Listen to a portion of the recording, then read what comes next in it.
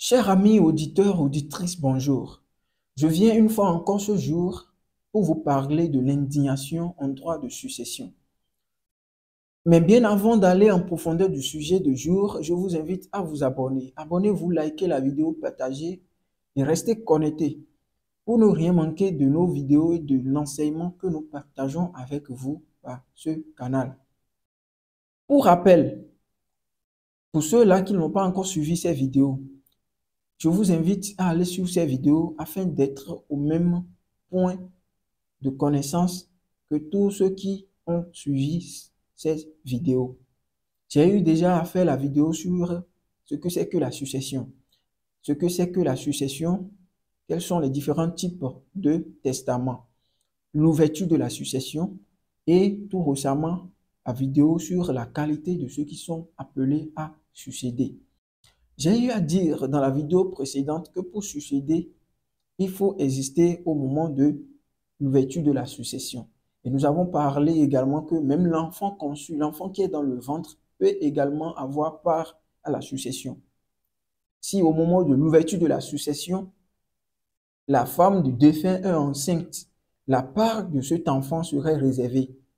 Maintenant, l'enfant aura sa part lorsque l'enfant naît vivant et viable. Mais cela ne finit pas là. Même ceux-là qui existent au moment de l'ouverture de la succession ne sont pas tous appelés à succéder. Et j'ai fait la mention de l'indignation. Si un enfant est frappé d'indignation, cet enfant est exclu de la succession. Et c'est ce jour nous voulons parler de l'indignation. Quelles sont les causes d'une indignation? Qu'est-ce qui peut exclure un enfant de la succession? C'est-à-dire, quand est-ce qu'un enfant peut être frappé de l'indignation? C'est ce que nous voulons dire aujourd'hui. D'abord, nous devons comprendre qu'une indignation, c'est le fait d'exclure un enfant de la succession. Un enfant qui a le droit, qui avait le droit et qui remplissait toutes les conditions pour succéder son père ou sa mère. Si cet enfant est frappé d'une indignation, cet enfant est d'office exclu de la succession. Maintenant, il y a deux types d'indignation. Nous avons deux types d'indignation. Une sanction qui exclut un enfant qui remplissait les conditions et qui avait droit à succéder au bien de ses parents, qui l'exclut de la succession. Comme nous savons très bien ce que c'est qu'une indignation, quels sont alors les différents types de l'indignation?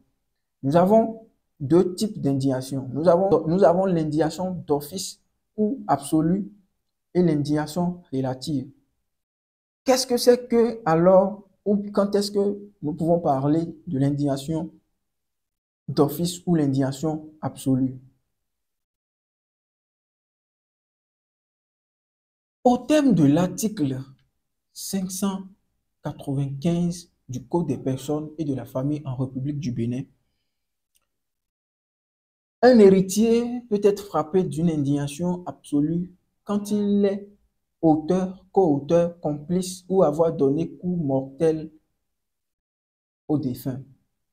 C'est-à-dire, un enfant peut être frappé d'indignation absolue ou d'office lorsqu'il est rapporté qu'il est l'auteur de la mort de son père ou de sa mère ou de celui qui veut succéder. Lorsqu'il est rapporté qu'il est le co-auteur, c'est-à-dire il est co-auteur, il est resté en complicité avec certaines personnes ou bien il a agi avec certaines personnes pour pouvoir causer la mort à la personne qu'il veut succéder.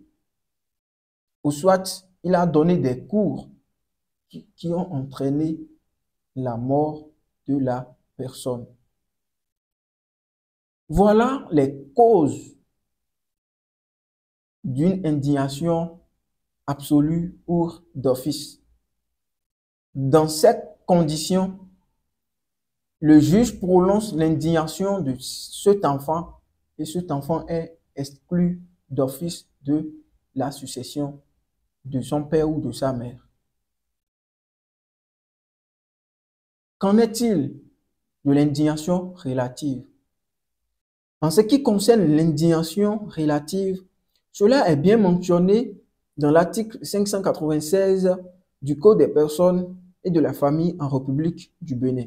Cet article dispose: peut être déclaré indigne de succéder celui qui s'est rendu coupable envers le défunt de sévices, de délits ou injures graves, celui qui a gravement porté atteinte à l'honneur, à la considération ou au testament du défunt, ou qui s'est prévalu en connaissance de cause d'un faux testament. Voilà les causes d'une indignation relative. Tout enfant coupable de ces faits mentionnés serait déclaré indigne par le juge. En résumé, pour être déclaré indigne d'une indignation relative, il faut que quelqu'un soit coupable des injures graves envers le défunt. Il faut que quelqu'un soit coupable des sévices. Il faut que quelqu'un soit coupable d'atteinte à l'honneur ou à la considération du défunt, ou que soit quelqu'un a détruit le testament du défunt, ou en ayant connaissance de cause, s'est mis à produire un autre testament au détriment de ce que peut-être le défunt avait rédigé avant son départ. Cet enfant serait déclaré indigne de succéder à son père ou à sa mère. Mais bien après l'indignation, un enfant peut être bien déclaré indigne, mais si cet enfant bénéficiaire du pardon du défunt avant sa mort, cet enfant peut bien et bel succéder à son père ou à sa mère. Et cela est bien mentionné dans l'article 598 du Code des personnes et de la famille, qui dispose que le pardon accordé par le défunt peut être invoqué pour faire cesser l'indignation. Cet enfant qui bénéficie du pardon du défunt avant sa mort viendra à la succession de cette personne. Ça voudrait dire tout simplement que le pardon du défunt fait cesser l'effet de l'indignation. Et comment pouvons-nous savoir si l'enfant qui était frappé d'indignation bénéficie du pardon du défunt pour pouvoir venir maintenant à la succession? Le juge peut prononcer l'indignation, mais bien après la prononciation de l'indignation, ceux qui ont connaissance du pardon que ce dernier bénéficie déjà du défunt avant sa mort peuvent apporter la preuve. Et les preuves peuvent toutefois apporter par tout moyen. Et cela est bien mentionné également dans l'article 598 du Code des personnes et de la famille en République du Bénin. En son alinéa D, qui dispose que la preuve peut être rapportée par tous les moyens. La preuve que le défunt a pardonné son enfant frappé par l'indignation avant son départ. Et cela immédiatement fait cesser l'indignité. Et là, l'enfant peut passer et rejoindre les autres pour succéder au bien de son père ou de sa mère.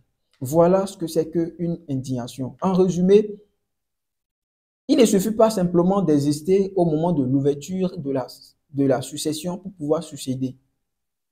Malgré que la personne existe et vit au moment de l'ouverture, si la personne est frappée d'une indignation, il ne peut pas venir succéder, à moins que la personne bénéficie du pardon du défunt avant le départ de ce dernier. Et sans oublier que nous avons deux types de l'indignation. Nous avons l'indignation absolue ou l'indignation d'office. Et ça, c'est dans le cas où l'enfant frappé par l'indignation est l'auteur ou co-auteur ou complice de la mort du défunt. Dans ce cas, la personne est frappée d'office de l'indignation absolue. Ou à défaut, la personne a donné des coups mortels à celui qui est mort. C'est-à-dire, en un mot, les preuves sont rapportées que l'enfant est l'auteur de la mort du défunt. Dans ce cas, ils ne peuvent pas venir succéder à la personne. La deuxième indignation, c'est l'indignation relative. Et l'indignation relative, c'est dans le cas où l'enfant est coupable d'injures graves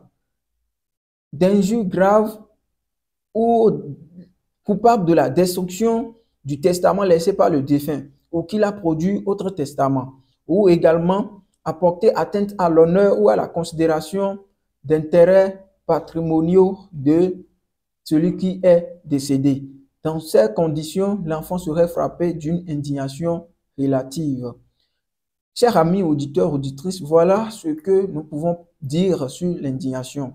Et à très bientôt, nous allons parler des conditions dans lesquelles les parents, les frères et sœurs d'un défunt peuvent venir à la succession de ce dernier. Restez connectés et abonnez-vous. Activez la cloche de notification pour ne rien manquer de nos prochaines vidéos.